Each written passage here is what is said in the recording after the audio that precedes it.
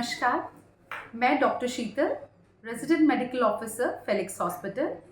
आज जैसे कि हम जानते हैं आज वैक्सीनेशन डे है, तो आज मैं इस वैक्सीनेशन डे पे आपको वैक्सीन से रिलेटेड कुछ बातें बताना चाहती हूँ। सबसे पहले वैक्सीन है क्या? Vaccine is a biological substance designed to protect a human being against a particular disease caused by any bacteria or a virus।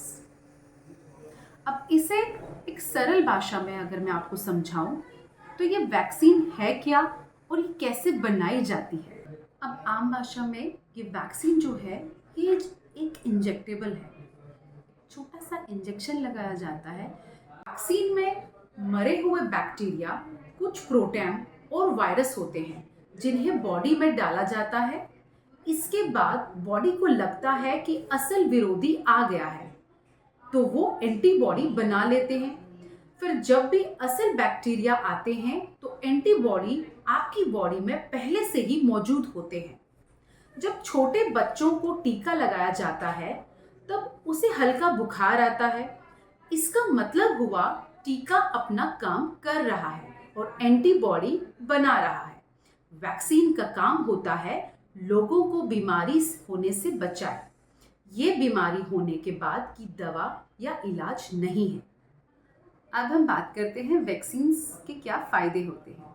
Vaccine लगाने का सबसे पहला फायदा ये है कि हमारी बॉडी में एंटीबॉडीज पैदा हो जाती हैं, रोग प्रतिरोधक क्षमता हमारी बढ़ जाती है, इम्यूनिटी बहुत अच्छी हो जाती है, जिससे हम बीमारी के लिए इजीली लड़ सकते हैं। जिसका सबसे बहुत बड़ा उदाहरण हमारा कोविड है। कोविड वैक्सीन्स की वजह से आप देख सकते हैं कि चीज़ें और भी बेटर होती जा रही हैं। जो जैसी चीज़ें पहले थी वैसी अब नहीं है जब से लोगों ने वैक्सीन लगाना शुरू किया। कोविड की तरह ही हमारे आजकल H3N2 के केसेस ज़्यादा निकल के आ रहे हैं। मैं सबको रिक्वेस्ट करूँगी कि इसकी भी जो वैक्सीन आ रही हैं आप जितनी जल्दी हो सके इसकी वैक्सीन लें।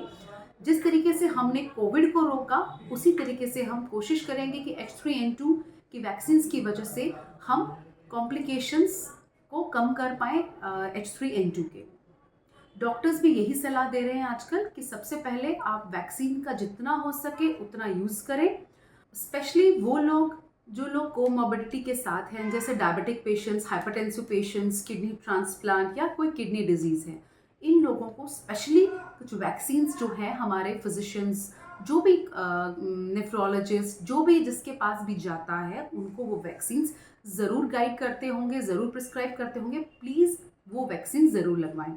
जैसे कोविड वैक्सीन की हमने बात की, जैसे हमने H3N2 की बात की, वैसे ही बहुत पेशेंट्स के लिए एडवाइजेबल होता है निमोकोकल वैक्सीन लेना।